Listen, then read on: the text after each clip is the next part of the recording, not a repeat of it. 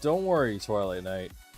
With your near profile picture, I'm hydrating. I'm hydrating.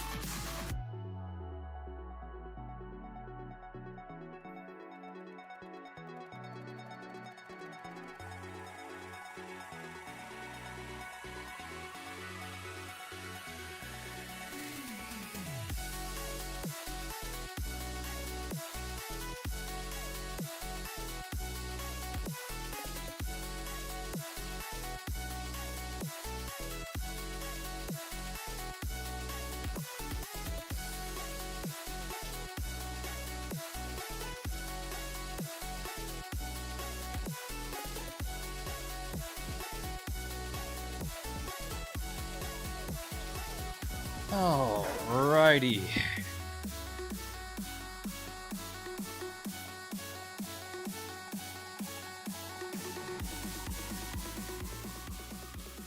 Good evening, everybody.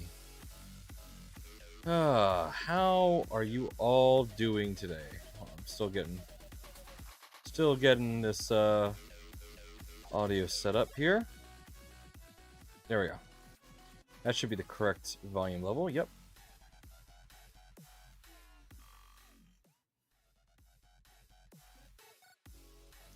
How's it going, guys? Delay on the stream. I know normally we start at 7, but I was tired today, man. Hola from Hurricane Hangout. Well, RFS 3D. I hope you are safe. Hope you and your family are safe. Hope everything's good. Just stay safe, please. Yeah, hurricane stuff. It's pretty wild. My friends are fine. I haven't actually asked about my aunt. I should probably check in on my aunt. See if she's okay. My mom usually keeps in touch with that side of the family, so I have forgotten to ask. I will rectify that after the stream. So, what's been going on with me? I got my X1 working. We got that back up and running. Replacing the toolhead board did fix the issue. I'm not sure if that was the only issue, but hopefully.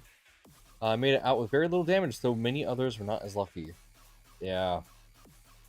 Well, I know the community is doing a lot to help out. Hopefully we can make a difference, you know? Very fortunate that no hurricanes have come and hit Jersey yet, because that's always pretty nasty. And we haven't weathered a storm where I live currently. At least not a heavy one, so we're in a very heavily wooded area. So there is a decent chance that stuff will fall down. So let's hope that doesn't happen. Yeah. Anyway. We got some cleanup to do. So we got big mess. Jersey hasn't had much since Sandy. No, we've had some pretty bad ones. There was this one random store, I want to say like 7-8 years ago, that just, it wasn't Sandy, but it was just a windstorm that came through and knocked down all of our power lines. We had tornadoes and stuff. There was an entire forest around where I live leveled completely gone. And it wasn't even a hurricane, it was just like a freak storm that came out of nowhere. So we've had some pretty rough stuff. Yeah, nothing on the scale that you guys just witnessed. All right, so what do we got to do here? So we left this one on our table here. Can I pull that? Nope, I need to heat her up. There's a hot up part in PLA. Whoops, whoopsies. I'm lucky I don't get hurricanes. We do get a lot of earthquakes though. Yeah, earthquakes are fun. We had one earlier this year, actually, and that's rare. Jersey getting an earthquake, that's unheard of. We're in the middle of a tectonic plate. When we get an earthquake, it's terrifying. None of the buildings here are rated for earthquakes. So when we get them, it's like, where the hell do we go? What do we do? It's spooky.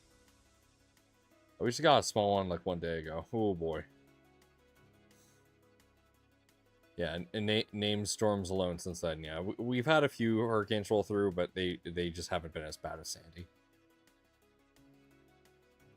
Okay, we need to unload the filament, so we first need to temperature, PLA. It's probably going to want to try and home. Let it heat up first. Fracking nearby? No. We don't... In Pennsylvania, there's some fracking, but not really in Jersey. Because underneath South Jersey, there's a giant reservoir known as... it's the Pine Barrens, since that's protected land. And it's just a giant water reservoir. And South Jersey will not let anybody taint that. Because it is the largest reservoir of... It's the largest underground aquifer of pure water, like, in a large portion of the area. And it alone provides a lot of fresh water to most of South Jersey. So it's in South Jersey's best interest to make sure that never gets tainted. So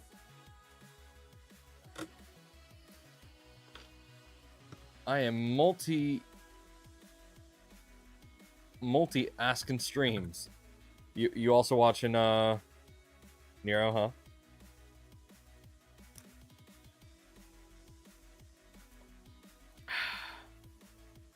Huh, taint. Hey Rob, how's it going? Rob, your parts just finished. I'm gonna show you them to you in a moment here. Let me just get this off my desk here. Let's move to the top-down camera, shall we? My desk is a mess, and we gotta fix that. I'm on both Nero and here, yes. Man, Nero's still going. I find it funny that he's missing a part. Not like at his dismay. I just find it a little humorous. Is that? Come on. Unload more. Oh, there we go. Because for me, I didn't have any missing parts, but that was probably because I, you know, reused a ton of stuff from Positron. Yeah, okay, yeah. So if you haven't heard, Digital Dragon fractured, or hairline fractured, like didn't actually fully break it. He tripped over the positron case. Yeah. Oops-a-doodles. I mean, I don't know if that just I don't know what to take away from that. Our cases are just really, really good. So good that you could trip over them and take out a very, very much grown man. So, Positron Case 1, Digital Dragon 0. I'm terrible. I am terrible.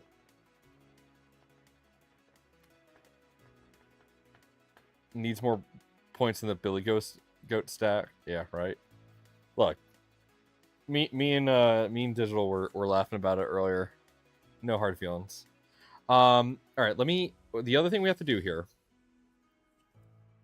is we gotta get this panel back on. I still have to extract the image from this SD card, but I can do that on my own time, and I can also do that remotely.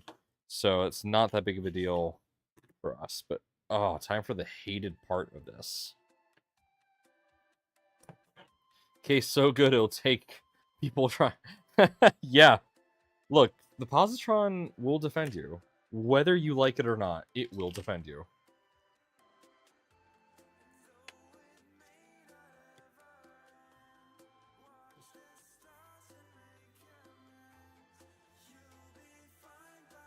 Also, an update, guys. We're going to be moving our filament giveaways to Fridays.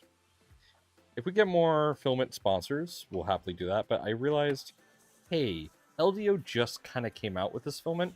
Probably not a great thing to, give away 3 times a week. So we're going to try and find other filament manufacturers to do additional giveaways. That way we can kind of spread the love, At least that's my idea. And if you think that's a good idea, then yay. We can all have good ideas. Oh, right, I printed that out for somebody. Where did my LDO screwdriver go? If you see my LDO screwdriver, shout. And if I don't hear you, shout louder.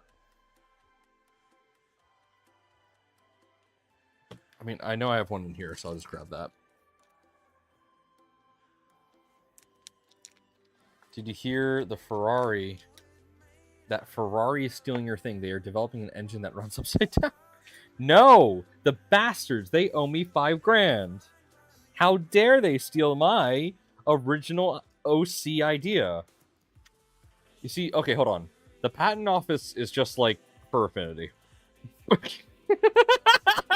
You upload your OCs to the patent office, and you just have to tell people don't steal. It's your OC.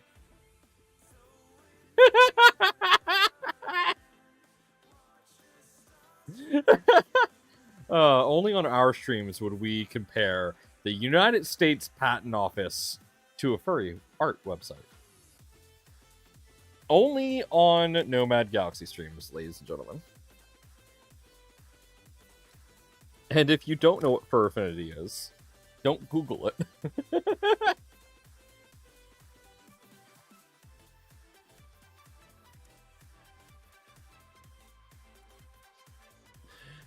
TJL, welcome. OC Sonic but neon green. Please don't steal. Apparently allows more room for hydrogen tanks for its hybrid system. Dude, hydrogen's stupid. That's a fad and it's gonna die out. My dad is so convinced that like cars are gonna go full hydrogen next. I'm like, Dad, no, that's dumb. Now, hear me out. I have good reasoning why I think it's dumb. Now you're fine on FA. Can only access SFW when not logged in. RFS 3D. Knowing a bit about those websites, eh?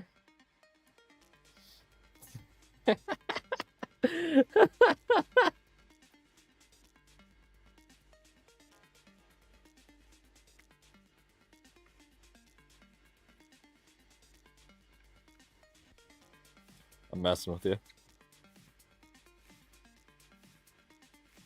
Alright, so here is my reasoning that hydrogen is just not going to happen. I have a good reason. So hydrogen is touted as like the replacement to gasoline. Cool, yeah, you burn hydrogen and you get water as a byproduct. That's awesome. It is a efficient reaction if contained properly. The question of it being efficient is not a question in of itself. That is, it's fact. Hydrogen is more efficient than using standard forms of combustion. Here's the problem. It is ultra super duper flammable, as Sabas has just said. But that's not the biggest issue. The biggest issue is the source. Hydrogen is extremely rare on Earth. And the reason it is extremely rare is because it is the lightest element, period. Or, yes, hydrogen is the lightest element. It is the lightest element on the periodic table, and thus, if it escapes into the atmosphere, where does it go? Hydrogen is so light that it escapes Earth's atmosphere and its gravitational pull. That's how light hydrogen is. Our planet literally does not have enough gravitational pull to keep hydrogen on Earth. So, if that's the case, then how do we get hydrogen? Have you ever thought about that? And why is the United States one of the largest producers of hydrogen? Or no, that's helium. Still, the reason is because hydrogen is a byproduct. Hydrogen is a byproduct of fossil fuel production. When you are fracking for oil, there are times where you'll hit pockets of hydrogen as well as other natural gases. So hydrogen is only being touted as an alternative fuel source because it is literally fossil fuels' last ditch effort to stay relevant. Because the fossil fuel companies can easily pivot to just selling hydrogen. Now, okay, that's fine and dandy, but guess what? To make hydrogen, you have to make fossil fuels. It doesn't solve the problem of renewable resources. It just kind of extends it without the public really knowing. It's like how people say that, it is exactly like how people say that natural gas is better for the environment. Yeah, it's better for the environment than gas, but it's not better, period. It's still bad for the environment. It's still a fossil fuel. It's still bad. And the fracking for it is also bad.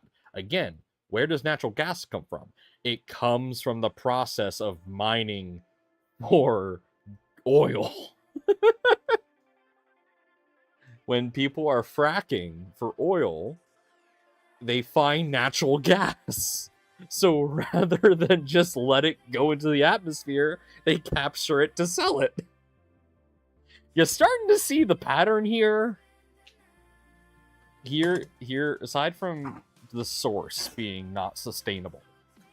Because again, hydrogen is not a sustainable source of fuel. I mean, we can break down water to be hydrogen, but then what? Sure, we have enough water on this earth to do that. But if you, again, that could become a net negative because you have to spend electricity in order to break down water into hydrogen and oxygen. So you're kind of just not really putting in, you're losing energy in that exchange. So you have to spend energy to make hydrogen and oxygen. And then that just goes back into a car to make water again. Sure, that sounds great. But here's then the other problem. It is efficiencies, period. How does a hydrogen car work? It turns the kinetic energy of a combustion with hydrogen and oxygen to spin a alternator to make electricity to power an electric motor. What you've just done is create a power plant in your car, which you already have. So, okay. This leads me to my point as to why I believe hydrogen will never be a primary power source for vehicles. The reason I believe it is because electric vehicles are here. Electric vehicles are here, and they are good. I drive one daily, and I love it. So, those are here. They are good. There's no major issues with them, aside from possibly the CEO of the company not being someone that everyone agrees with. But that is beside the point. A electric vehicle has about I want to say, don't quote me the number on this because I don't actually know the exact number. It is what the industry knows as about 60 to 75% efficient. What that means is for every dollar that you put into, and for comparison, a gasoline engine is about 50% efficient. So what that efficiency means is per dollar of fuel you put into the vehicle, however much of that turns into actual kinetic movement. So for gasoline engines, for every dollar you put in, 50 cents of your dollar goes towards actually moving the car. The other 50 cents is thrown away as either heat, sound, or whatever else. It is thrown away in the inefficiency of driving that vehicle. Oh, it's 22%. Wow, it's even worse than what I thought. Thank you for the numbers. So it's 22%. So 80 cents, or in this case, like, it's terrible. It is absolutely terrible. Most of your dollar going into your gas car is literally getting thrown away. It's inefficient as hell. But with an electric car, depending on the electrical grid, it can be, as what Steven says, up to 82%. With hydrogen, it's some number in between that. It's not going to be 100%. You want to know why? When you're using a small combustion chamber, like in a vehicle, it's not going to be the most efficient because you don't have all of the bells and whistles to be able to make it the most efficient. Why do you think Americans love trucks and SUVs? It is not because we just like big things. It is because SUVs are based off of truck body system, which gets to skirt efficiency standards. That is why the Americans love trucks and SUVs so much. It is not because of what they are. It is because you can get them for cheaper because the companies don't have to abide by the efficiency standards because they are not classified as a standard vehicle. That is why they are so popular. So, what happens when you take something that is inefficient and you put it into a bunch of cars? You get inefficiencies. But what do you do if you take that thing that is meant to convert fuel into energy and you scale it up? You're able to make it more efficient. And thus, the power plant is the most efficient form of turning fossil fuels into electricity, into energy, because the power companies have a vested interest in ensuring that every dollar that goes into the fuel for their power plant is turned into electricity. They have an incentive to ensure their production of energy is the most efficient. Your car does not have that incentive. In fact, they're trying to skirt that incentive because it's more expensive to develop a more efficient engine. Hello, economies of scale. Oh. So, electric vehicles. They take electricity that are produced by high-efficiency power plants, and they use it to move the vehicle at a very high efficiency rate. Simply put, electric cars are the most efficient method of traveling that is currently available to us. Why, if currently we are in the process of making electric vehicles widely adopted, widely accepted, and widely ubiquitous in general, why would we as a nation invest in a standard that would require far more investment in order to become, viable at all, which is hydrogen? Because you would have to build new tanks, you'd have to build new infrastructure, you would have to build an entire delivery process to get hydrogen to all of these stations, when electricity is pretty much available already at every single one of these stations, and all you have to do is put a transformer and a plug, and then you can charge electric vehicles, rather than putting an entirely new system that has to store a even more volatile material under the ground and redesign all of your pipes and your pumps in order to be able to, it is way cheaper to install an electrical vehicle station than it is to retrofit your entire station to use hydrogen. As it stands, it makes absolutely no economical sense for anybody to go to hydrogen, as it currently stands. I am extremely opinionated on this, if that is not obvious.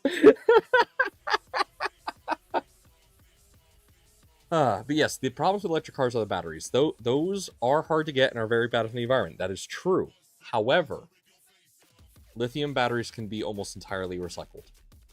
You can dismantle the lithium ion. You can absolutely just take apart all of the materials. You can, for the ions in the lithium ion that are converted to like a inusable state, they can actually be chemically reversed to be usable again, which means essentially 100% you could recycle an EV battery. So while yes, right now it costs far more carbon emissions to create an EV, eventually, once the economies of scale get going, what you're going to see is cars that are decommissioned, their batteries are going to get harvested, recycled into new EV batteries, and thus the carbon footprint of actually making an EV is going to plummet, because you are then just using the materials that are already there to recreate what is needed for new ones. It's awesome. You can't do that with cars currently, but people are working on it, and there's a demand for it. Hydrogen power plants absolutely would be viable, because again, economies of scale. You could easily create a large system plant that takes hydrogen and converts it into electricity in the most efficient way possible. Are a bunch of Tesla coils charging cars around? Right.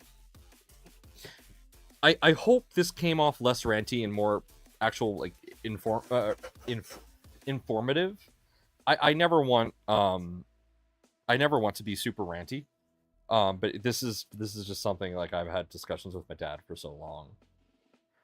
Digital Dragon says the main problem is when the batteries are used as actual elements of the vehicle.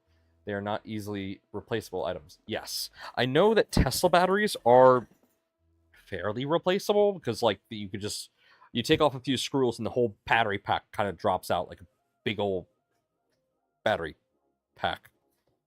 So I know those can be replaced decently. It's not easy, but they can be.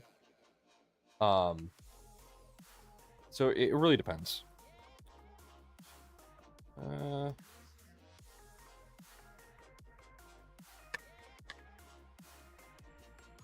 Yep.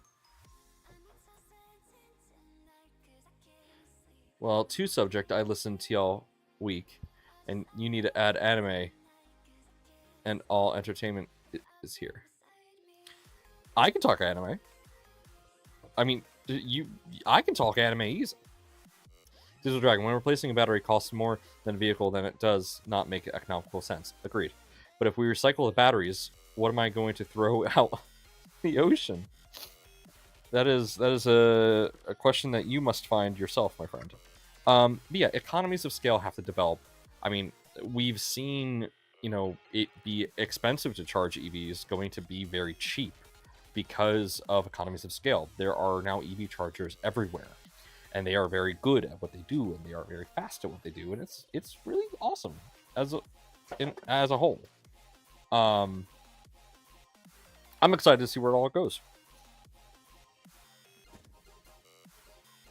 I think the future is certainly electric. I love my EV. I love it to death. It is so good.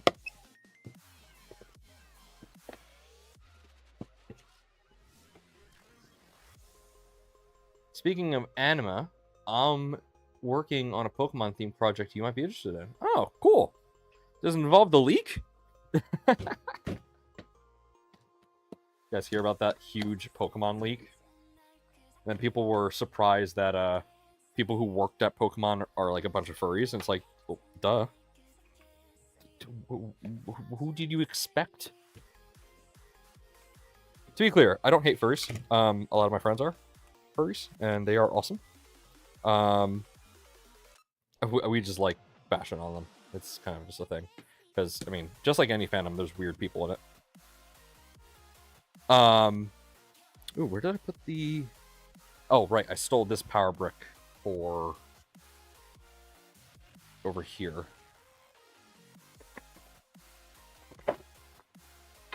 Uh-oh. Can I easily unplug this? Yes.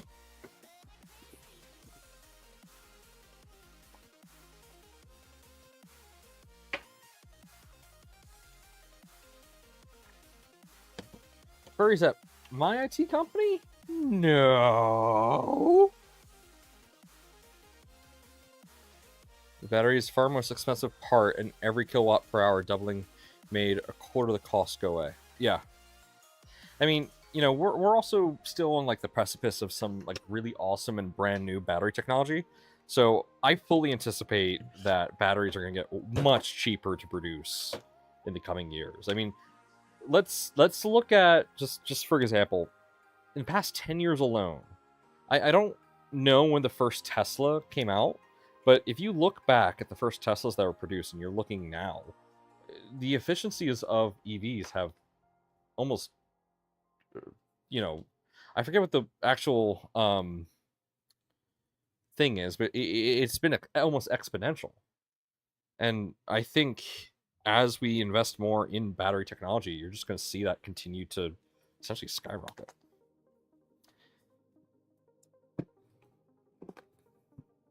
It is a Pokeball that flashes and wobbles like in game, but it's triggered by MQTT with the intent being so that it can be triggered by events and chats. Like, oh, yo, that is really that's cool. I'm not huge into Pokemon. The last Pokemon game I played through to completion was actually Diamond and Pearl. I have not beaten or really heavily played any Pokemon game since then. But that sounds really cool. I would love to try that.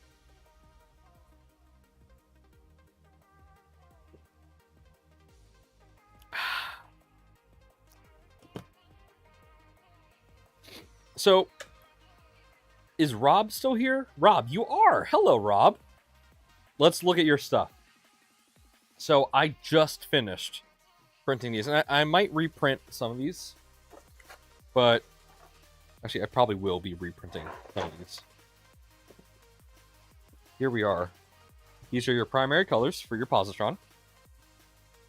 And where are your secondary colors? I put them somewhere here. Oh, here they are. And here are your secondary colors.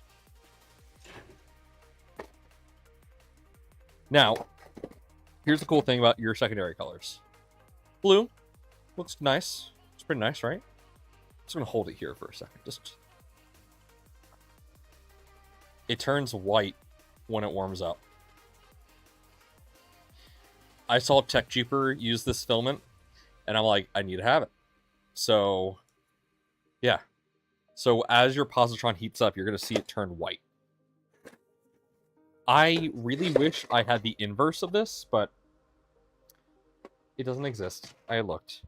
And all of these are carbon fiber nylon. Every single one of these. I'm going to be reprinting this, so let's try to break it. Yeah, so there's a new version of this, so I'm going to be reprinting it, but I'm trying. Here, let's, 1 second.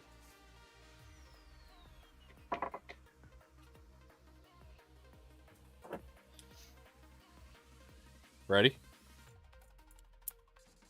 Oh. Well, I guess with the tool, it doesn't take that much effort, but... Oh my god!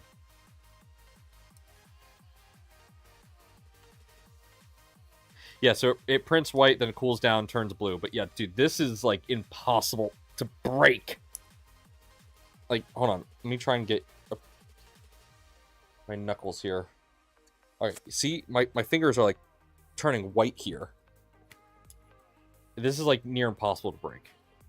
Shut up! Shut up. Don't remember the soda can. No, we don't talk about the soda can. We don't talk about the soda can. We don't talk about that. So I'm gonna get that reprinted. But yeah, all of these look so good. Like, this prints beautifully. And even the sections that were like had supports just came out wonderfully. One thing I forgot, this is supposed to be something you don't print out of carbon fiber. Especially not a super high density carbon fiber, because if this is conductive, you're gonna have a bad time. I tested the conductivity of this and it's like nothing. There is no conductivity in this, thankfully, because it's only 10% carbon fiber. So we're good. Yeah. There are your parts. I'm going to figure out how to get them to you, unless you want to come up and pick them up. Welcome.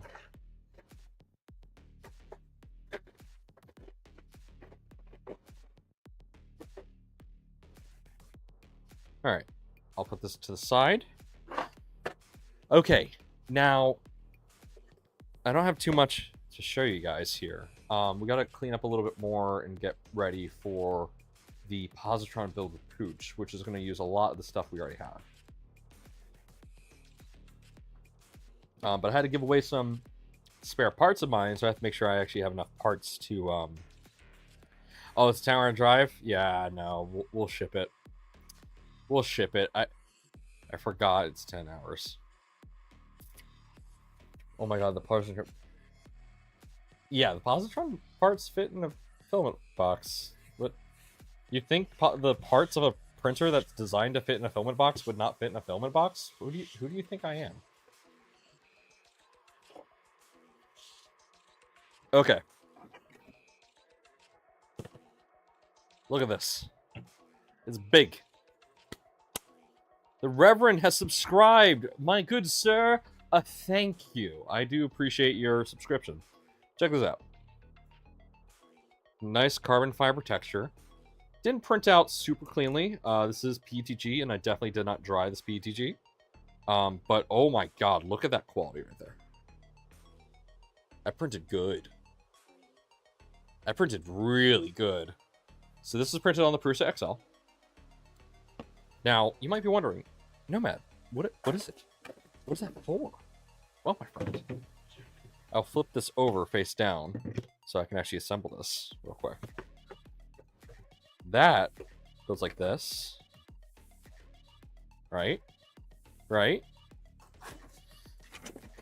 And then these go like that. Ladies and gentlemen, this is the start to a Prusa XL enclosure that I am putting together. No, it's not the Positron XL, I wish. But no, this is all for a Prusa XL enclosure. Nice carbon fiber texture on the front. I love that. It's nice, simple. This is Blackmagic PLA or PETG. Looks beautiful. Love it. Oh, it's already scratched up a bit. That's sad. Oh well. I can clean that up a bit. Hopefully. I have plenty of filament to reprint this if I have to. But I'm probably going to just let it get scratched up because, I mean, I can't keep it perfect forever. Is the Positron XL a thing? No. No, it's not. At least not yet.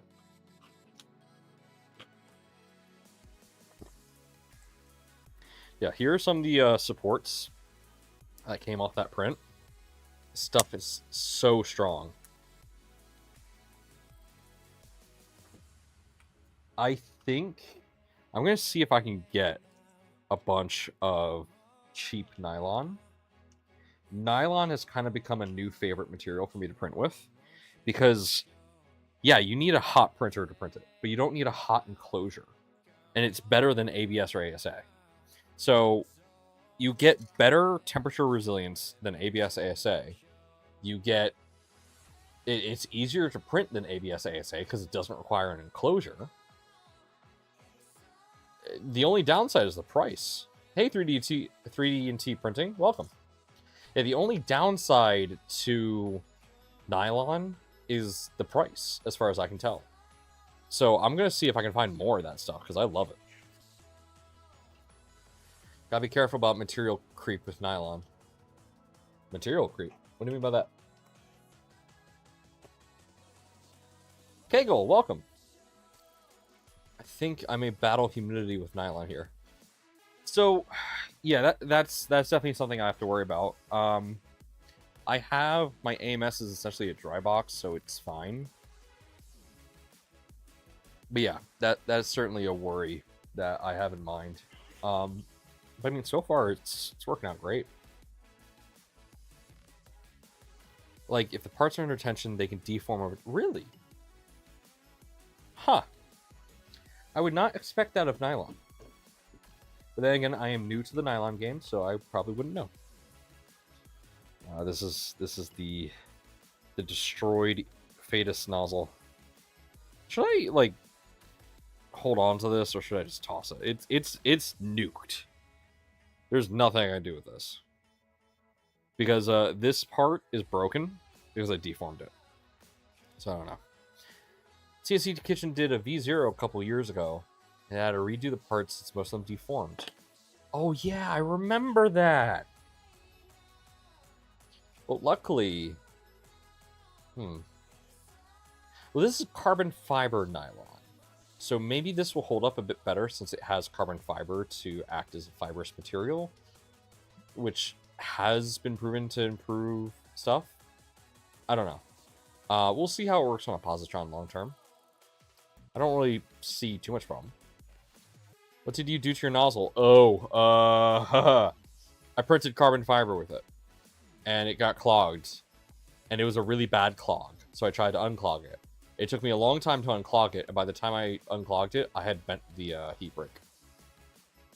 So, yeah, this is PA12, what we used here for, oh, that's my foot.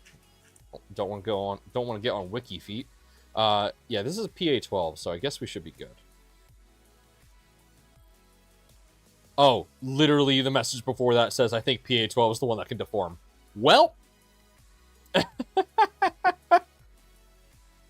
Okay then. I looked at Polymaker's website when they gave me a coupon, and I was like, what's the most expensive fiber on stuff I could get? I saw PA12 CF. I'm like, I'll get that. I feel a little dumb now, but whatever. I love the stuff. It prints great.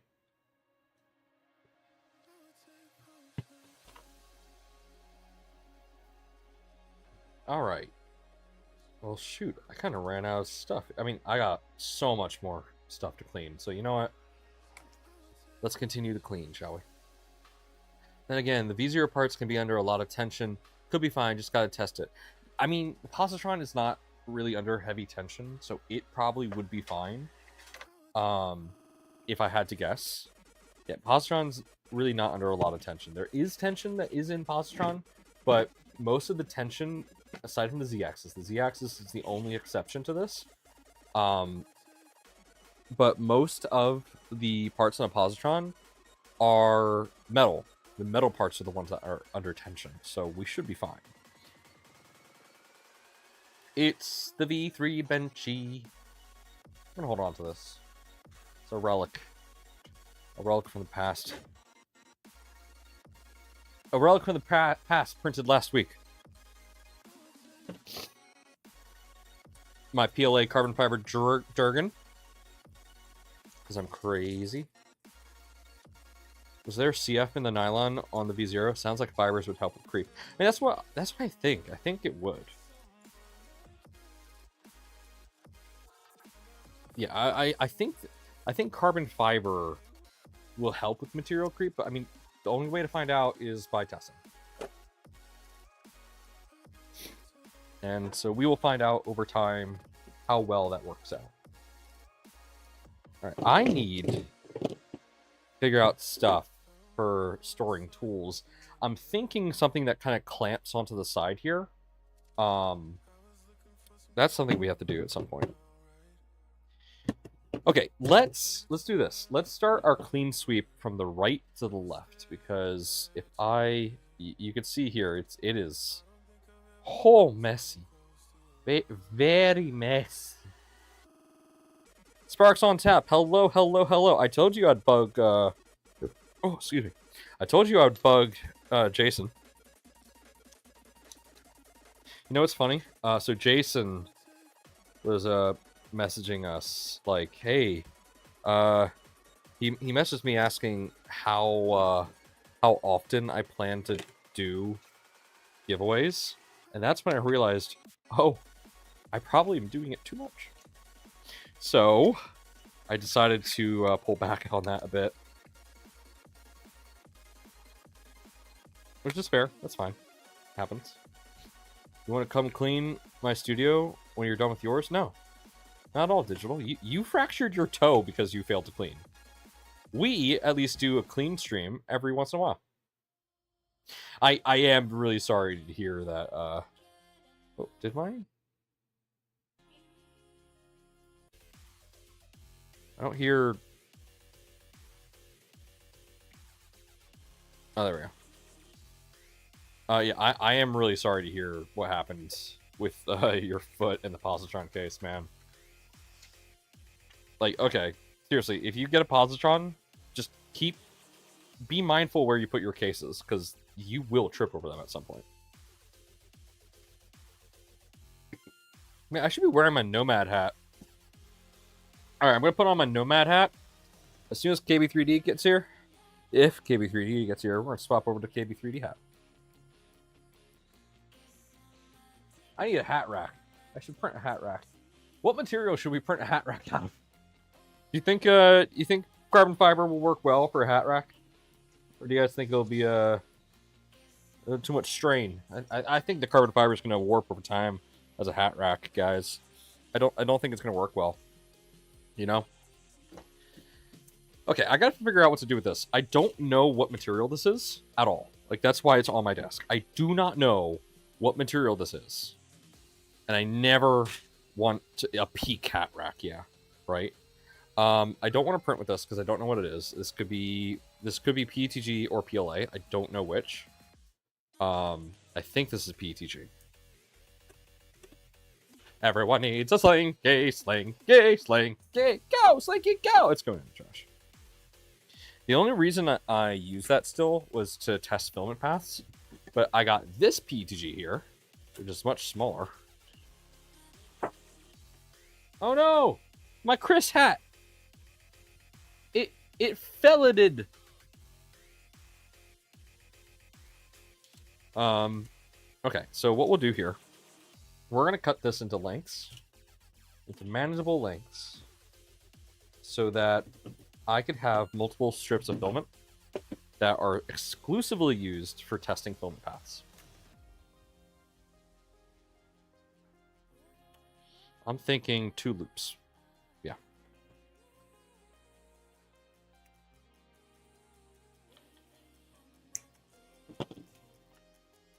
Just that. There we go.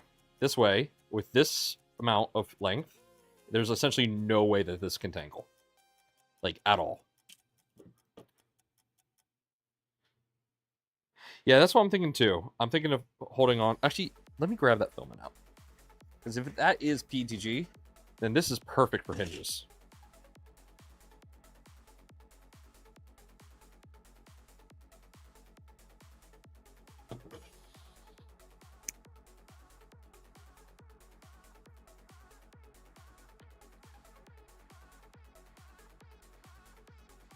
Alright, here we go. I'm just going to make 4 for filament path testing.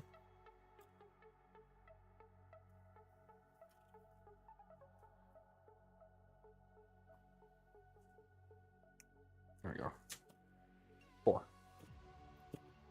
Now I can toss these in there, and that worked great. Now for the rest of this, yeah, we'll hold on to this for hinges and stuff. Yeah, that's what we'll do. What is the Positron project up to these days? Hey, Bowden, welcome. Well, I mean, we got the Positron released. You know, that's kind of a big deal that we did. The project currently, we are currently focused on maintenance of the Positron. as well as future development. That is currently what we're focusing on. And as we go on, I need to take off the hat. My head is sweating. So yeah, right now we're focused on maintenance and just troubleshooting. We are improving the positron as time goes on, so that's something we are constantly doing. I am going to toss this. There's no way I can salvage this. It looks like junk. So I am tossing a carbon fiber panel of a positron because it does not look good. Okay, I got a bunch of fasteners that I'm just going to toss into here.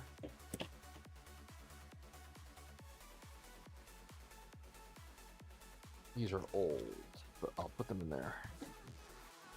Don't need this old fan duct from a bamboo. Yeah, we're working on maintaining the project and just developing it. Why do I have so many KB3D stickers? I don't remember stealing this many, but I have so many. I mean, I'll sticker bomb some stuff around the place. I do enjoy a good sticker bomb.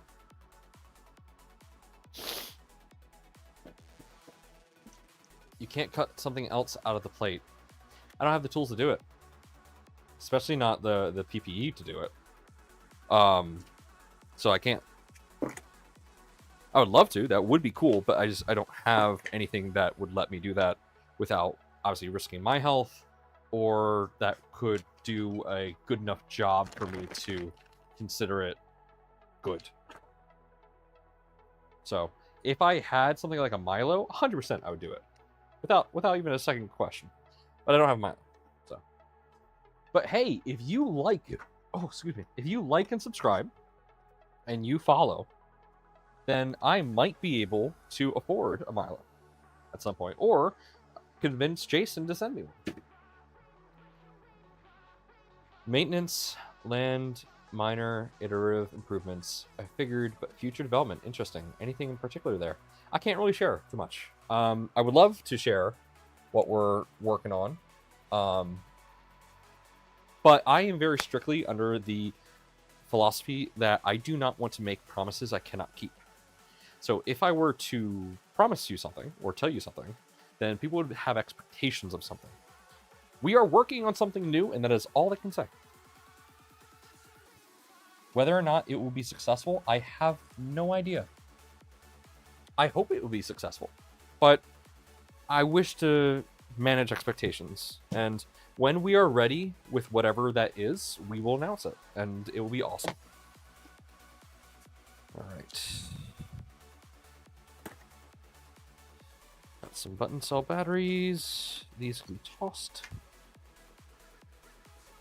Got some feet, set screws. We got a bunch of tools here. We're just gonna toss all these into this bin. It's gonna be my junk bin for now, and then we're gonna sort that out better later.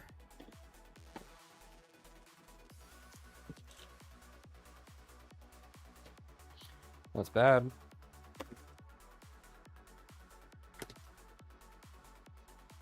Personal protective equipment. They'll make an upside down positron just cause. I mean, yeah. I got watching old 3D live feed earlier today, so I have at least one idea. There you go. Yeah, I mean, we are something that we haven't done in the past. We are starting to do like monthly meetings to go over positron stuff, because like we should be doing that. That's just good for positron.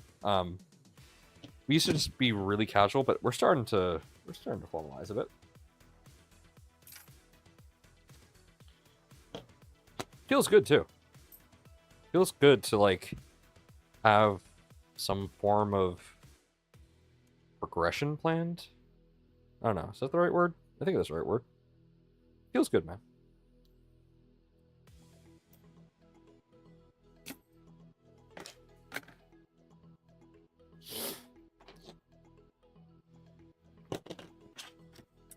Well, I, for one, am brimming with anticipation.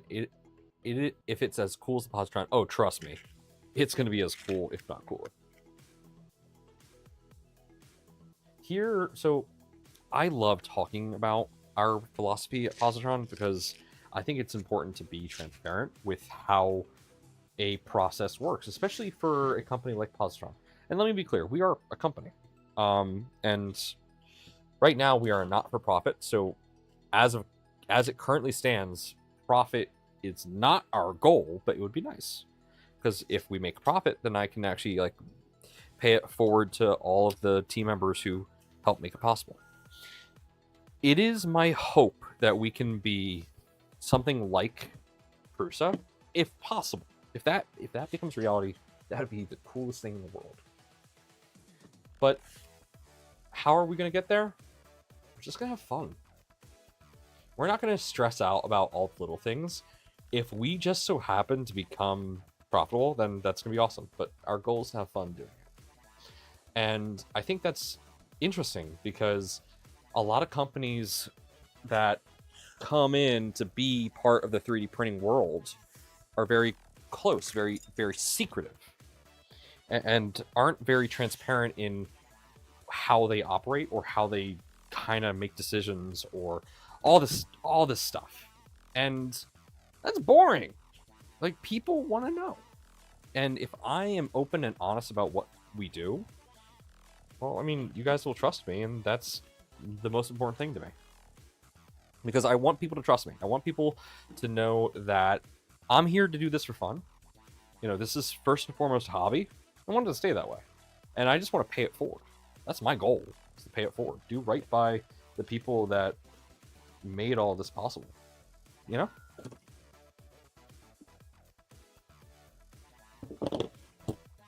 Well, I have to set your goals to be able to achieve them. Exactly.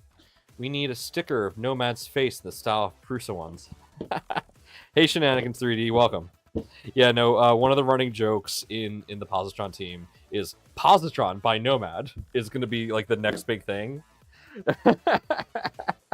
Just plaster my face on everything. Nah, I'm too humble for that. Or at least I like to think I'm too humble. One thing you'll notice is I always say I like to think or stuff like that whenever I'm like claiming that I am something. Because I very much subscribe to the idea that I do not determine what I am. It is up to you guys to determine who I am. I cannot be my own judge of character. Only you can be my judge of character. I've been told that I am humble, and I like to take it that way. Rebrand to P by Nomad. The Pozimad by Notron? What?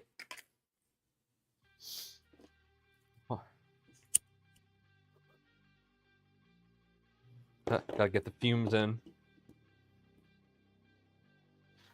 So I need to do some more testing on these. So these are, or this is empty now.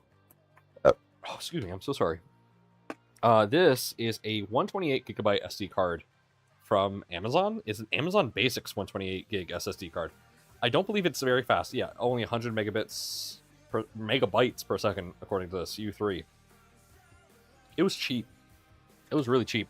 I don't intend to use that for anything mission critical, but like for a quick test print or like something that just needs a quick OS install and is going to be reflashed very often, I don't see a problem in that.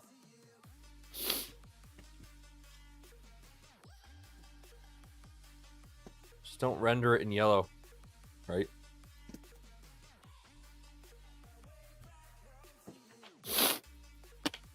It's happening again where after streaming for a while, I get a runny nose. The weirdest thing.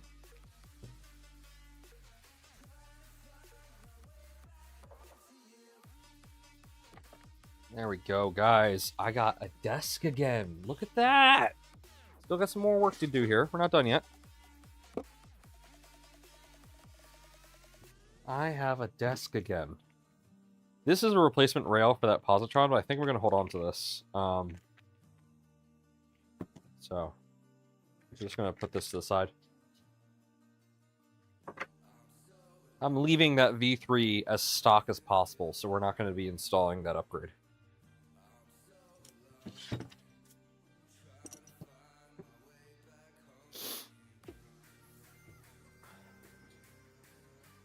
Alright. Soldering station goes back there.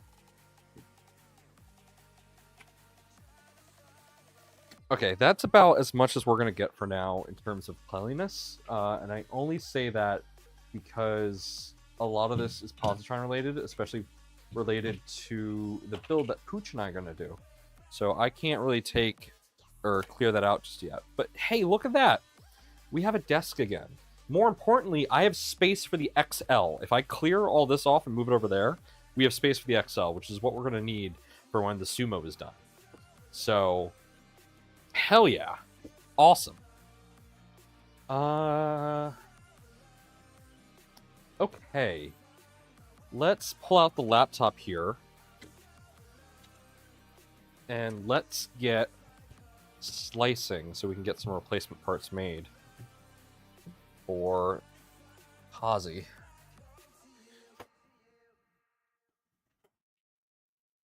Oh, this is a messy screen. Do I have isopropyl over here, or did I accidentally leave it over near my desk? Where did I put isopropyl? Isopropyl? Oh, there it is on the floor.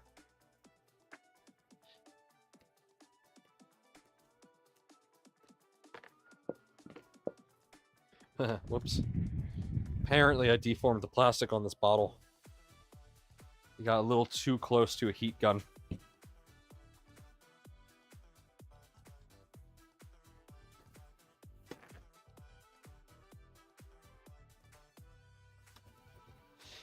So one fun thing about laptop screens is that man, when you bring a laptop to a convention like 3D Printopia, your laptop screen's gonna get really friggin' dirty. There is so much spit on this laptop screen.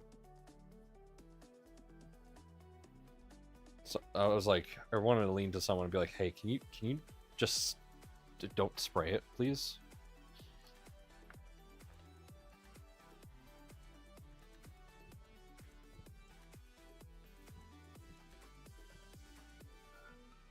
There we go. Nice and clean.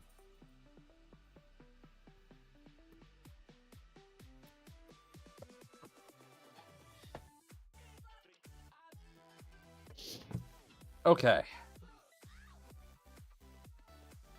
And let's slice the new thing for... Oh, I need to pull up something here. 1 second.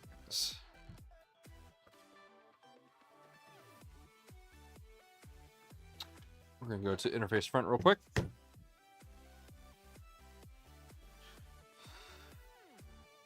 Why is that not coming up? And I'm going to have to just turn off the top cam for a second here. That's weird.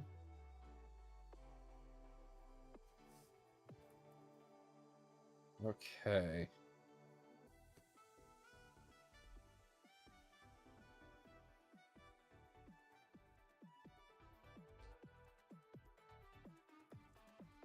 Just gotta make sure you guys don't see my passwords.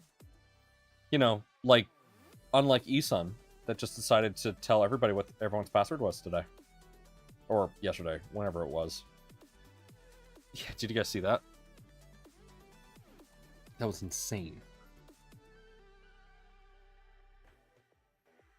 Actually, we'll stay on interface front for now. Because we're just slicing on here. Nothing crazy.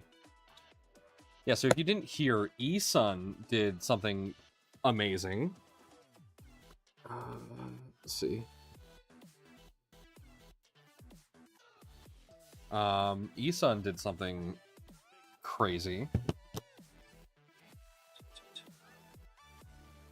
They totally so I don't... This is what I think happened. They got a new user system or account system where they could easily manage things.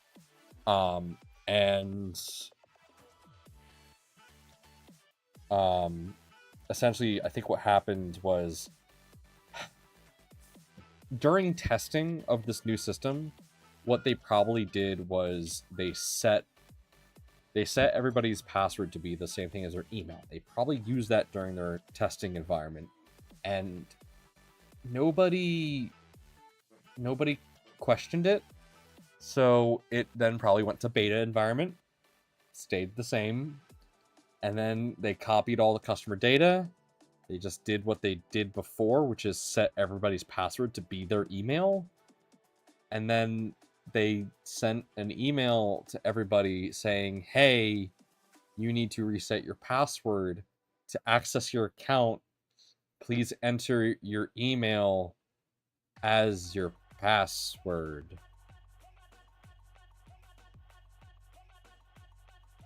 So every user account on their website had all of their passwords forcefully reset to be the email account associated with that account. Yeah. Apparently, like 11 hours ago, they fixed it. I went off on them on Twitter. If you are managing a database of user accounts, you do not use a default password and apply it to every user. That is asking for accounts to get hacked. That is asking for accounts to become compromised. And that is just asking for problems to occur. We don't know if anyone got compromised in that. I would not be surprised if some people did. Because, I mean, that doing that essentially allows for sensitive information to become available to people who probably shouldn't have that available to them. But whatever, I guess. I also took time to explain Positron's like privacy policy. So we have a very boilerplate privacy policy. Our website doesn't actually have one currently, and that's because we don't collect data. The only data we collect is like a cookie to track where you're going on the website. But then as soon as you leave, it stops tracking. We don't have ads on our website, so we don't track your viewing. Like, as soon as you leave, the cookie's gone. It has no purpose. We don't use Google Ads, so Google can't track you on our website. The only thing that can track you on our website is analytics. So we just know, based off your IP address, where you're traveling on the website. And then once you leave the website, that's it. As soon as you leave, we delete your data, because we don't need it. It is of no use to us, and there's no purpose for us to keep it. We don't sell data. We are not a data broker, and I would never want to be. So as soon as we are done with it, it gets yeeted. We don't want it. So, yeah. Okay. Polymaker PA12. Let's delete everything on here. And oh, that is the wrong File Explorer. I need the File Explorer in here.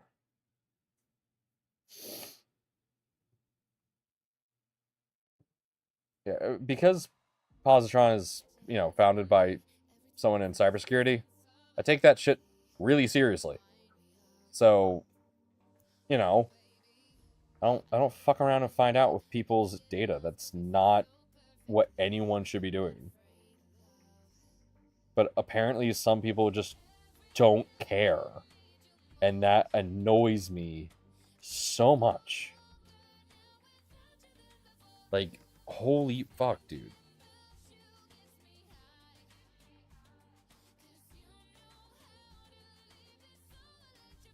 I'm sorry. I'm very passionate about what people should and shouldn't be doing. That's just me. Did I not copy that? Nope, I did not. Okay, there we go. That looks good. Now we just gotta print those out.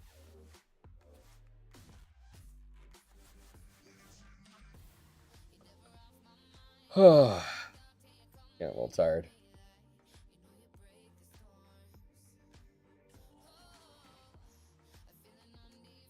Alright, let's print this plate.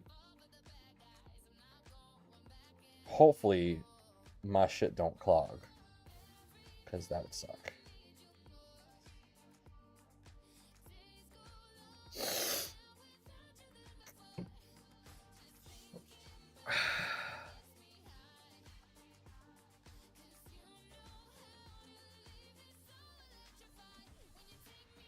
Alright, there we go. X1's doing its thing. Sweet. I got so many stickers on this laptop, man. Look at that. Here, let's get a nice zoom in on that. So how many stickers can you identify on this laptop? So whenever I get a laptop and whenever I scratch it, I start sticker bombing because that's the best way to hide scratches. So yeah, how many stickers can you identify on here? Make this little game. I think some of you guys have stickers on here somewhere. I'm looking at all the ones that we have too.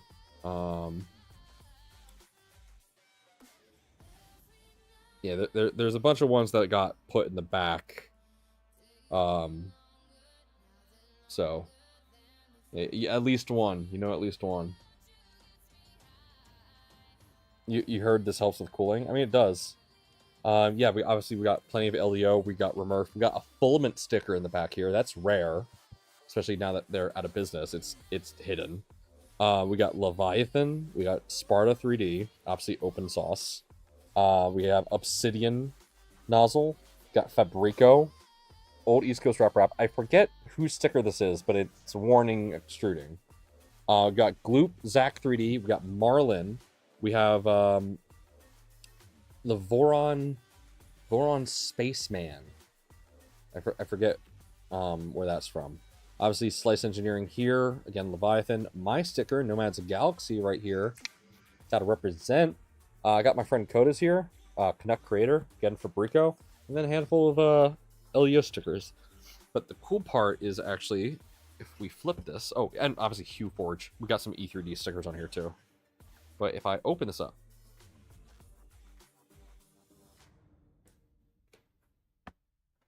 We got Zombie Hedgehog. Look at that.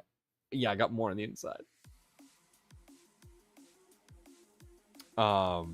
Yeah, this was fun. Obviously, we got Positron too. I need to start sticker bombing this. Actually, hold on. Where did I put that KB3D sticker? Ah, here it is. All right, we'll put a KB3 sticker and a CC sticker in here.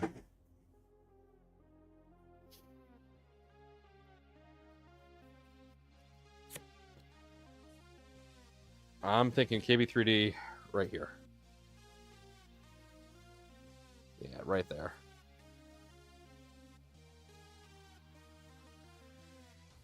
And then I'm going to put CNC Kitchen right beneath it.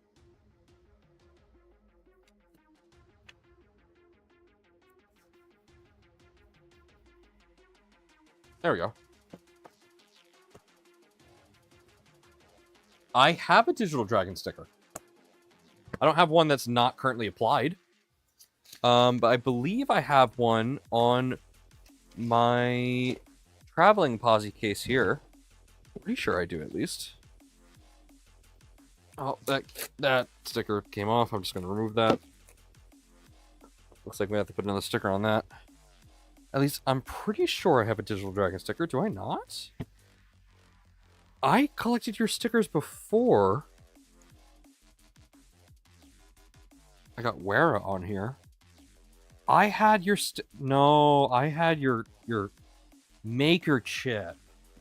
I don't have a Digital Dragon sticker. We need to rectify that, my friend.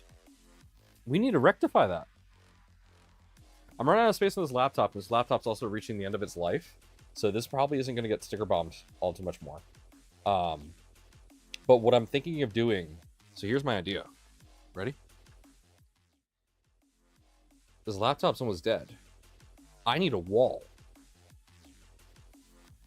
I'm going to turn my laptops, my sticker bomb laptops, into a wall.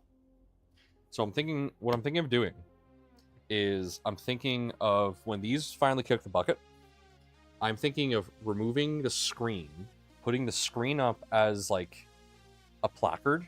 This one would be weird because it's an inside out one. And then using the bottom of the laptop as a headless server for something. Do a sticker bomb of just KB3 stickers?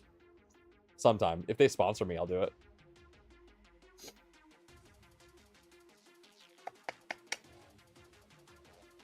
Trying to think here. Oh, I got something cool to show you guys. Let me go grab it. So I've been... Chat, let's get real for a moment here. You mind if Uncle Nomad just kind of levels with you? So, we're all human. And a lot of times we struggle with life. And that's normal. I think we all go through moments of self-discovery. Yeah, we're going real deep here, guys. So we all go through moments of self-discovery where we kind of rediscover ourselves, and this happens throughout our lives. No matter kind of what age you are, there's always a chance that you go through a moment of self-discovery. Some people call them midlife crises, quarter life, like whatever. But there are times where you sit back and you look back at what you've done so far, and you take it in. And some people, it's whatever. It's just life and move on. Some people, it's hard. Because, we start to think about our place in the world and what we've contributed, and are we satisfied with what we've done, with the life we've led?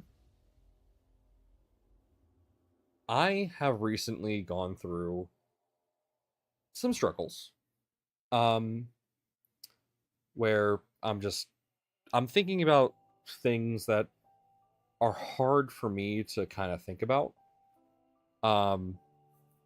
Let's get real here for a second.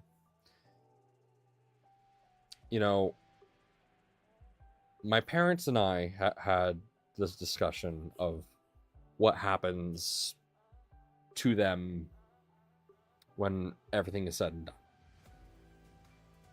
That was a very difficult conversation to have. And since having that conversation, I've been struggling to kind of keep my head above water. And that's okay. And you want to know why that's okay? Because it's normal. Your body and your brain doesn't like to think about that stuff.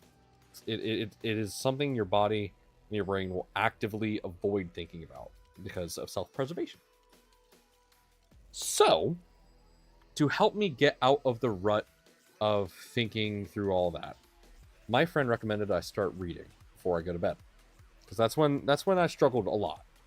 My mind would kind of spiral and start thinking about not so great things. Not necessarily depression, just like, uncomfortable thoughts. Existential crises, essentially. So my friend recommended I start reading before bed so I could keep my mind occupied. I'm a nerd and I am a geek, and I hereby admit I've never seen Lord of the Rings. Not once, not ever.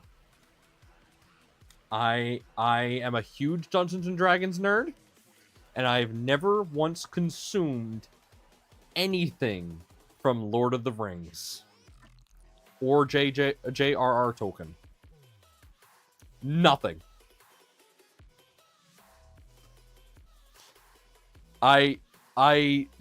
Here is my nerd card. You can go ahead and take it. So my friend recommended I start reading. So I've gone ahead and picked up The Hobbit. This is amazing. I'm not far in. I'm only 20 pages in. But I love this. I love fantasy, and I love everything about this. And I'm very excited to continue reading this. This is so enjoyable and so wonderful and fun. Yeah, I am reading The Hobbit. I have the other 3 books as well, and I am doing all right. Because you know what? I thought I'm actually really glad I haven't seen it until now, because I can enjoy it the way it was intended. So this version is like the definitive version. So what they've done, the people who published this version, they went back and they went through all of the digital copies of Tolkien's books, and they noticed some problems where there was inconsistencies. There was what's the word? I forget what the word is, but they noticed some issues, and they fixed it. Like Baggins having like these color shoes, and all of a sudden he has different color shoes, but he never got new shoes. Continuity errors. There was continuity errors, and they fixed those. And they did not change anything else. They just made it exactly the way that J.R.R. Tolkien wanted it to be. So this is like the definitive edition. So I'm excited that I get to read it the way that like it is, at least from what I understanding, considered to be the best. With that, I decided to honor my journey into the world with a bookmark. This is a very special bookmark. Let's go to the top camera here. It is the Fellowship of the Ring. Shoes on a Hobbit. That just goes to show how little I know. Yes, I've gotten 20 pages in. I know they don't wear shoes. They just have really hairy feet. Anyway. This is the Fellowship. And this is the ring. And it's actually like has the engraving here. Yeah, the hobbits can wear shoes. I know I'm getting corrected. I made a mistake. Listen, I only just got into this. Forgive me. All I know is that some dude invented golf by knocking another dude's head off, and I laughed really hard at that joke. And I laughed at the fact that Gandalf just is like, oh yeah, you don't want to go on an adventure. I get it. That's fine. Have a nice day. Door closes. I'm gonna inscribe on his door, adventurers, come here. And then all the dwarves just like, oh hey, how's it going? Oh hey, how's it going? Oh hey, at your service. Oh hey, at your service. Who are you people? I loved it. I loved it so much. Let me get my my UV light, because this is a special filament. It's a special filament, guys.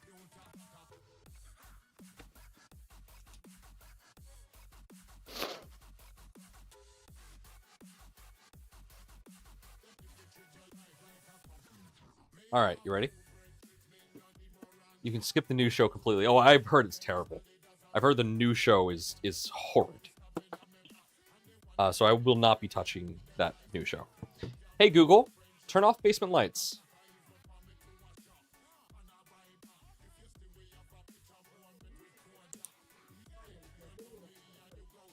Yeah, it's glow in the dark, guys.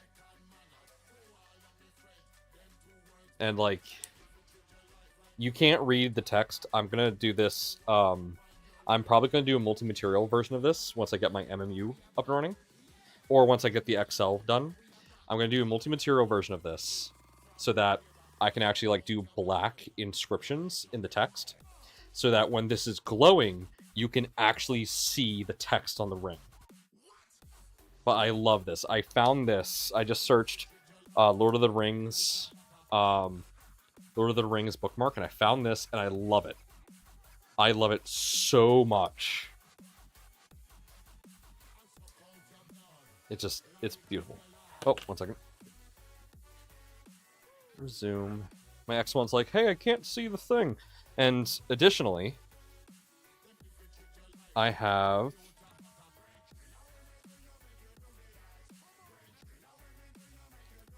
a glow-in-the-dark... Oh, it's not really activating. There we go. To tell me exactly which line I left on. I made these glow-in-the-dark specifically so that when I am in the dark, I can see these.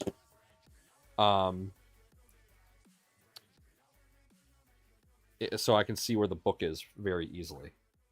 Like that, it is now unmistakable which way the book opens. This is the top, that is the right.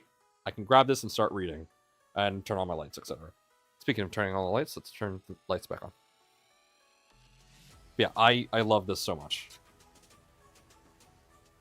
Let's see, can I get you guys to see?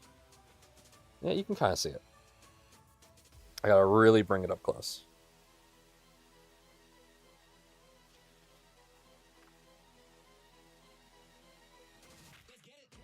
Joseph says he's an old Tolkien fan and I love the new show, so give it a chance to judge yourselves. You know what? That's fair. I'm once I read the books, I'm going to try all of it. I love what Tolkien has brought to our world. You know, he is the father of fantasy. At least that's what I think he is. Correct me if I'm wrong.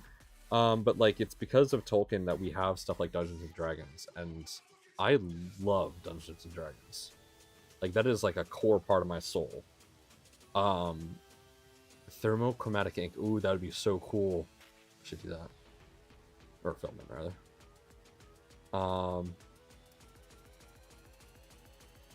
Best bit of this is now you've lost your page. No, no, it's still on the page. Because I also remember the page number. And yeah, page 20. Haven't lost my page. Definitely doing it right. Reading the book first. There was an animated Hobbit from early 80s worth watching too. Okay. So why not turn on the lights and then grab the book? Not that I think that is awesome. No, it is no. Like this is very much like I used glow in dark because it was really cool. I'm not gonna be reading in the dark, obviously. This is so that it's cool points really. I can put this to the side.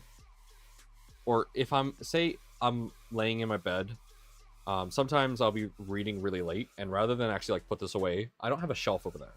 So I just kind of put this on my bed. And well, sometimes I just don't want to be rolling over this. So if I see those, I can grab it and put it somewhere else or something. I don't know. I just really wanted it to be glow in the dark, and I thought it was cool.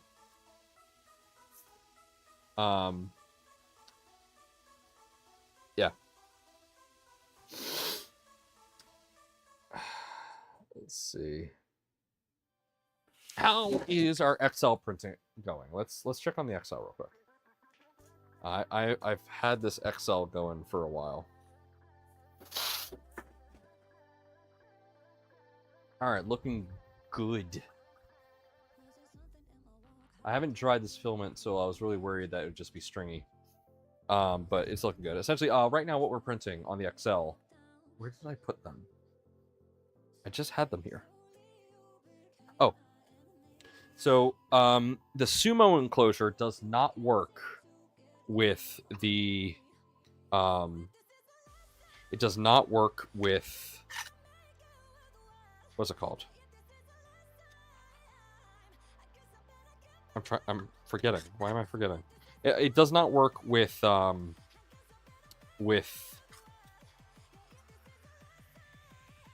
am I forgetting how this goes? It doesn't work with the injection molded spool holders, so I had to print these out, which is the printed spool holders for the XL. So this is going to be how we attach it. Something feels like it's missing. Is it because it goes like, oh, it goes like that? Okay. But then how does that work? No. What? Oh, I see. Hold on. No. Wait.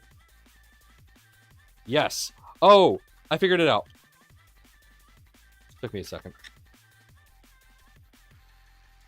Okay, so it goes like this. Okay, I figured it out. Look at that. Yeah, that makes sense. The other way didn't make sense at all.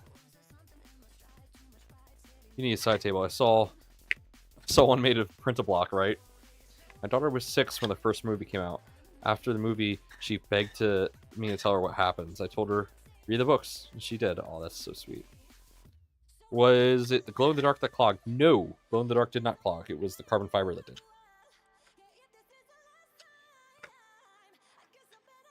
Yeah, so we're printing these right now.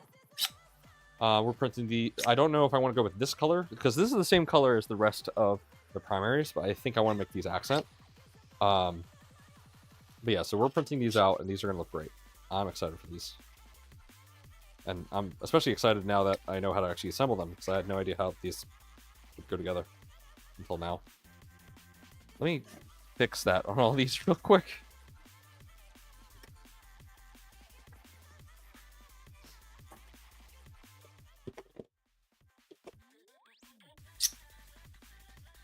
Right? Yes, okay.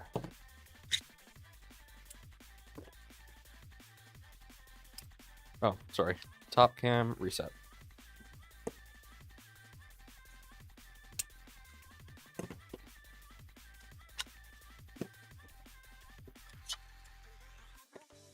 There we go. Now they're actually done correctly. Now, if you notice, I have 6. The XL doesn't support 6 filaments. So why do I have 6? Well, if you actually have a 5-tool XL, you'll notice on the right-hand side, it goes 1, 2, 3, 4, 5 smiley face. They're up to something. Prusa has something up their sleeve, and I don't know what. Something is going to be released that uses that 6 PTFE tube. And I think it's going to be an MMU. I think at some point someone's going to make the MMU compatible with the Prusa XL. Because think about it. You would have up to 25 filament colors if that worked. On one machine. 25 filament colors on one machine. Pass-through? Yeah, might be pass-through. My vote is MMU on Prusa. That's what I think is happening. I could be wrong. I could be very wrong. But I think we're gonna get MMU on the XL. Where would you put all that filament though? I don't know. I don't have a wall. I can't put a rep rack in.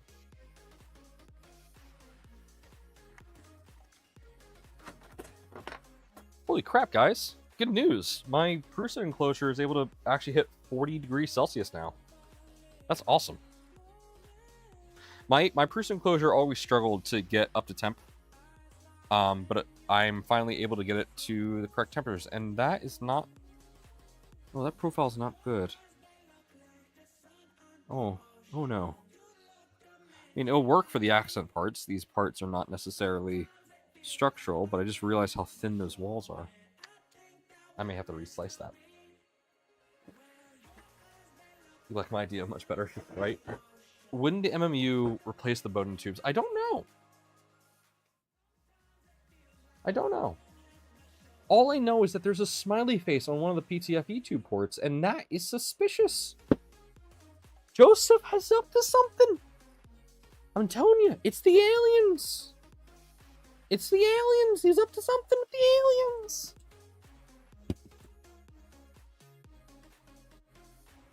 Speaking of aliens, you guys see that rocket?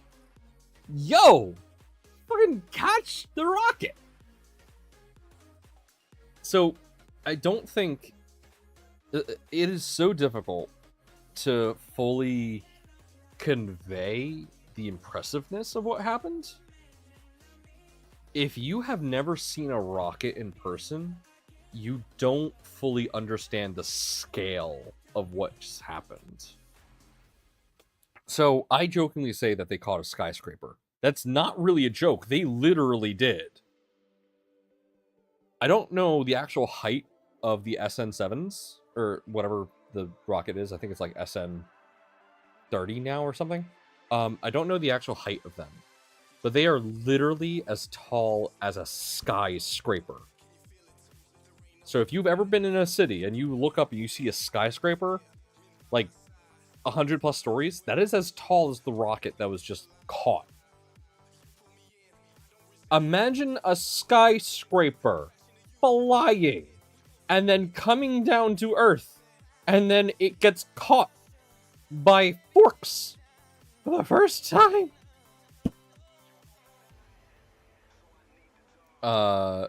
Why not make it land on their other modules? It's too heavy. You would need a lot more fuel for it to be able to land on the ground, but like in and of itself. Okay, essentially, when you're landing a rocket, there is a minimum weight that the rocket weighs, and there's only so much weight that the rocket can hold itself up on. Falcon rockets have landing legs, which can support their own weight, no problem. That's why the Falcon Heavy is able to land in 3 different parts. So, but the problem is that the more weight you have, the more expensive it is to fly the rocket.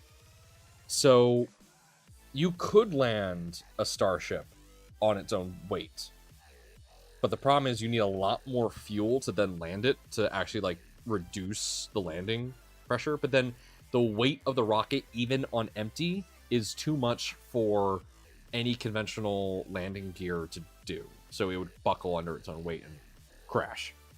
So what they've done instead is they've created these chopsticks to catch the rocket, and those chopsticks can carry much more weight. So the structure it lands on can support the weight of the rocket so it can land properly. And then you don't have to put the weight of the landing apparatus on the rocket itself. It's more difficult to land on a structure, but yeah. Have a good one that guy makes. Yeah, have a good night. Yeah, weight is the biggest obstacle. And massive shout out to the engineers at SpaceX for their accomplishments. It is all the engineers. They did a phenomenal job. The scientists behind SpaceX and behind the engineers behind them are amazing, and they deserve all the praise that they get. You thought I said Force? I was imagining something like Luke Skywalker. Yeah, no. It's just one engineer going like, "Stop the rocket," and it's just one guy holding up the entire rocket. Yeah. It's crazy that SpaceX are doing that while everyone is not really doing much at all.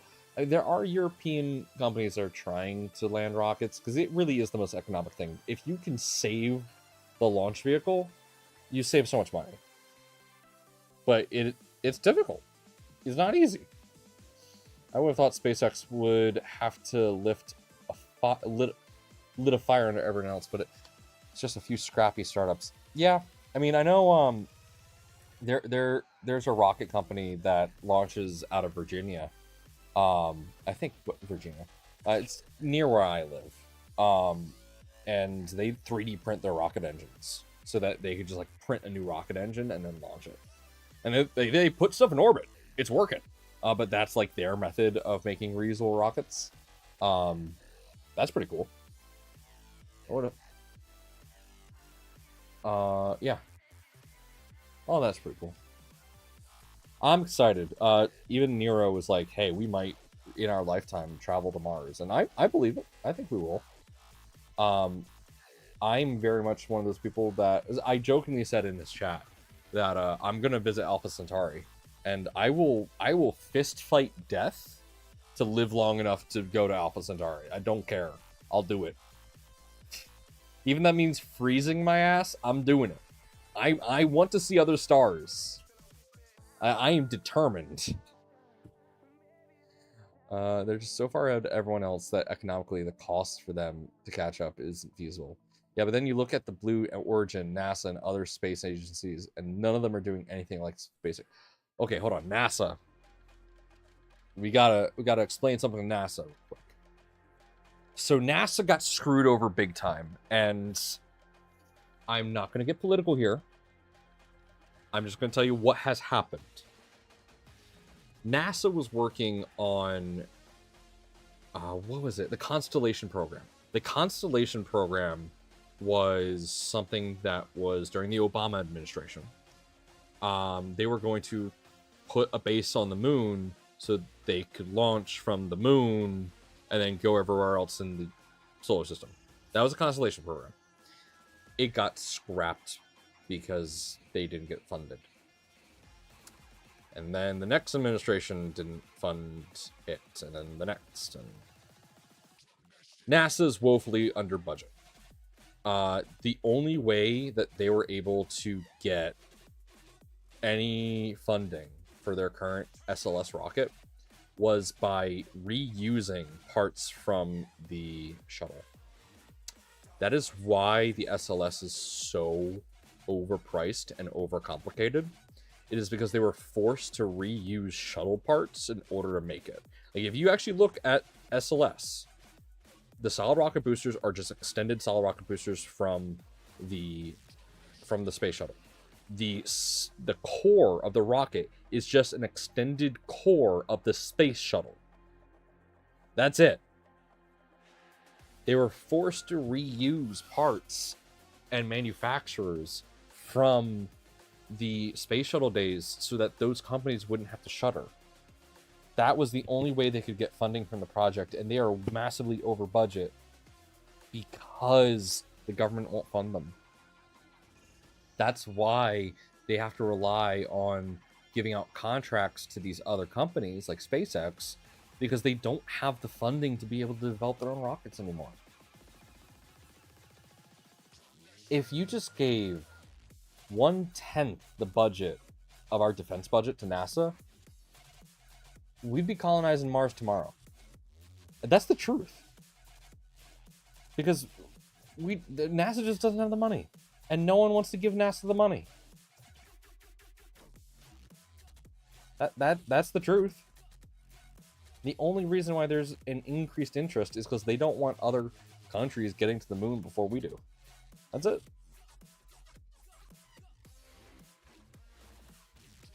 Yeah, gotta save money, waste money. That's government for you. Yeah, they spend $15 on a single Sharpie. I saw a clip from Space Force, which actually I'm starting to think is a pretty good show. Where it's like, why did you send this orange up to space? And it's like, well, how much does this orange cost? And the dude's like, well, that probably costs like $2. It's like, no, this orange costs $7,000. It's like, okay, your point is, it's stupid.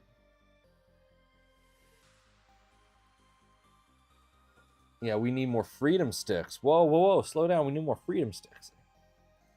I'm a proponent that NASA needs more budget, and the more budget NASA has, the cooler shit we get. But instead, we have to rely on private equity firms and private businesses in order to advance our space program. Isn't that fun? All right. Ladies and gentlemen, it is about 10 o'clock my time, and I got work tomorrow. Let's see if Zombie is streaming. No, he's not feeling well. Oh no, I forgot. Zombie's not feeling well. Let's see. Maybe he's feeling well enough to stream. Let's see. Let's look. Oh yeah, Zombie is live right now. All right, chat.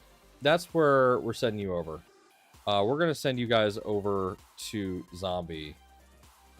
Do we have enough Twitch viewers to raid? Well, we're about to find out. I'm going to try and raid Zombie, and we will see if we have enough people to raid him. We may not.